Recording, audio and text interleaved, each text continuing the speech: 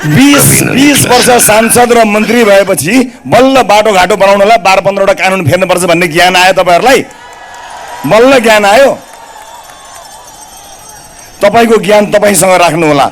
म सबै निर्माण व्यवसायी साथीहरुलाई भन्न चाहन्छु, हुन सकेसम्म 2 शिफ्ट 3 शिफ्टमा काम हुन्छ, रातारात काम हुन्छ।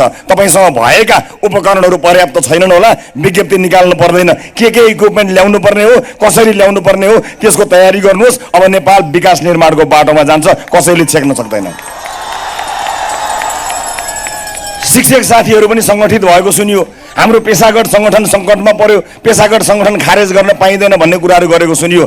चिन्ता नगर्नुस्, तपाईहरु स्मार्ट क्लासरुम कसरी बनाउने हो त्यसको योजना बनाउनुस्। राजनीतिको ठेक्का हामीलाई दिनुस्, हामी गरौँला। यो देशका विद्यार्थीलाई अब्बल शिक्षा कसरी दिने, हरेक क्लासरुम र हरेक विद्यार्थीको भविष्य कसरी बनाउने, तपाईको सुरक्षा रासोपाको नेताले गर्दैन, रासोपाको नीतिले गर्छ, देशको शिक्षा नीतिले गर्छ। विद्यार्थीको भविष्य तपाई बनाउनुस्।